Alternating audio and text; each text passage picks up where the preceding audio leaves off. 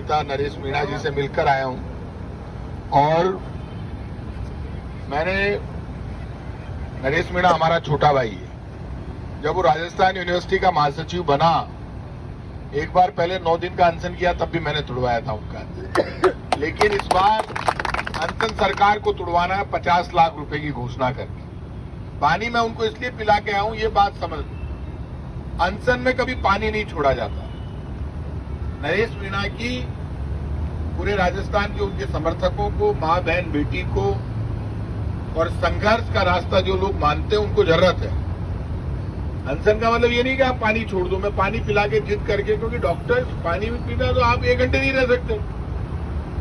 वो क्या भावुक आदमी है, भला आदमी है, पता नहीं लोग क्या क्या कह देते हैं। वो आदमी दिल का बुरा नहीं है।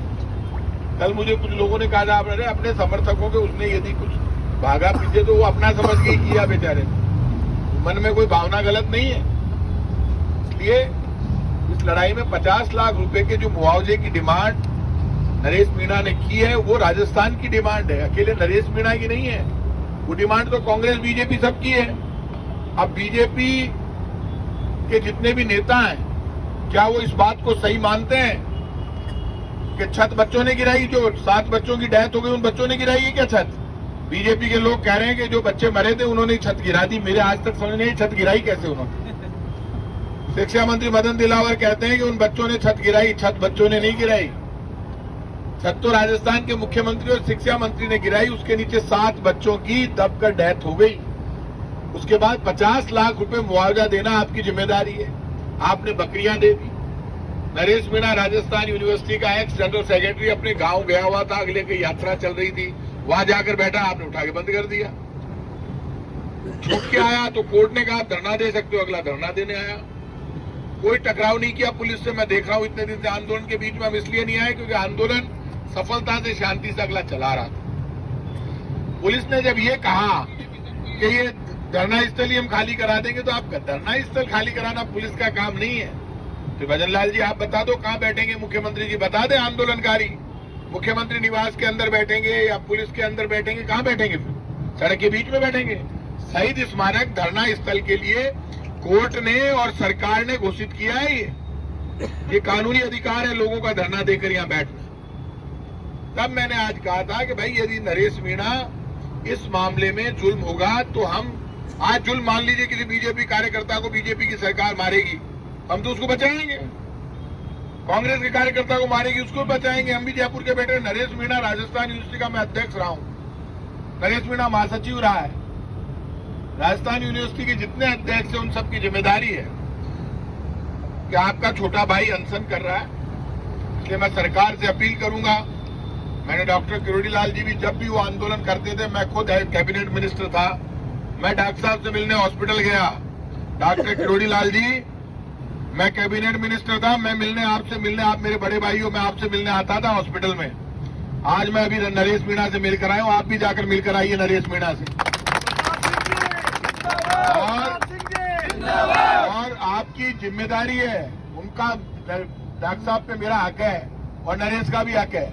बाकी पे तो अखबार की बात है। मुख्यमंत्री जी को अपने प्रतिनिधि भेजकर वार्ता करनी चाहिए। इससे वो छोटी नहीं होती है सरकार। सरकार तो वोट से चलती है। ये पहली बीजेपी की सरकार में देख रहा हूं, कोई आंदोलन हो जाए इनकी समझ में ही नहीं आती। हाँ, को हेलीकॉप्टर ऊपर ही ऊपर उड़े, नीचे उतरे ही वो नहीं। उतरे तो लाडू खाबाने उतरे, ब्याह अटेंड करवाने उतरे। आप बताओ कहीं जमानो आयो है? एक आदमी भूखा मर रही है, पानी छोड़ रही है और वो कह रही है डाबरा का परिवार ने 50 लाख रुपया दे दो। तो आप कितने दोगे वो बता दो, बात तो करो। अगले ने 50 लाख की डिमांड की है। आप नरेश मीणा से बात नहीं करना चाहते, आपको जोर आ रहा है तो उन परिवारों को बुलाकर बात कर लो। करो तो सही, बात तो करोगे ना। तो बच्चे मरे उनकी मां को बुलाना चाहते हैं, ना बाप को, ना गांव वालों को, ना आंदोलनकारियों को। ऐसी सरकार देखिए कभी? और फिर कह रहे हैं हम उठा के फेंक देंगे। गलत बात। दादागिरी से कोई बात डेमोक्रेसी में नहीं चलती। मैं सब लोगों से कहूंगा, आप लोगों ने इस बार जो पेशेंस रखी है, जो टकराव नहीं किया, उस दिन इतनी भीड़ थी आपकी, हजारों की तादाद में लोग थे, वो आपने शहीद स्मारक का, जयपुर का सम्मान रखा। और आप ये मानकर चलना, नरेश मीणा और आप लोग अकेले नहीं हैं। आप लोगों का ये आंदोलन वाजिब है। बच्चों का 50 लाख का मुआवजा वाजिब है। बच्चों की छत गिरने से जो डेथ हुई उसके लिए राजस्थान की बीजेपी की भजनलाल सरकार जिम्मेदार है। नरेश मीणा या बच्चे जिम्मेदार नहीं है। वो तो कह रहे हैं इनको पैसे दो। एक छोटी सी डिमांड 50 लाख रुपए की, कितने दे रहे हैं? 7 लोग बच्चों की डेथ हुई है तो 7 बच्चों के कितने हुए? 3.5 करोड़। 3.5 करोड़ रुपए देने। मुख्यमंत्री जी, आपके हेलीकॉप्टर का पेट्रोल का खर्चा महीने का 50 करोड़ से ज्यादा आ रहा है। 3.5 करोड़ रुपए बच्चों को दे दोगे तो क्या हो जाएगा? आप एक दिन में 3.5 करोड़ रुपए जो बच्चे मर गए 7, उनके परिवार वालों को दिलाने के लिए यहां आंदोलन चल रहा है। आपको नरेश मीणा को श्रेय नहीं देना, मत दो। आप ले लोगे, बीजेपी ने लिया श्रेय का झगड़ा नहीं है। लेकिन आप ये बताओ, हेलीकॉप्टर का और हवाई जहाज का एक दिन का खर्चा 5 करोड़ आ रहा है राजस्थान सरकार का, और 3.5 करोड़ रुपए आप बच्चों को नहीं दे सकते। आप 2 दिन हवाई जहाज, एक दिन आप हवाई जहाज और हेलीकॉप्टर नहीं उड़ाओगे तो 3.5 करोड़ रुपए बच्चों को मिल जाएंगे। फिर भी सरकार के पास 5 करोड़ रुपए बच जाएंगे। मत उड़ाओ एक दिन कार में चला जाओ, ट्रेन में बैठ चला जाओ। काका जी, मैं लड्डे के लिए दौड़ना कह रहा हूं, लड्डे में जाओ। शर्म नहीं आती। और मैं सच कह रहा हूं,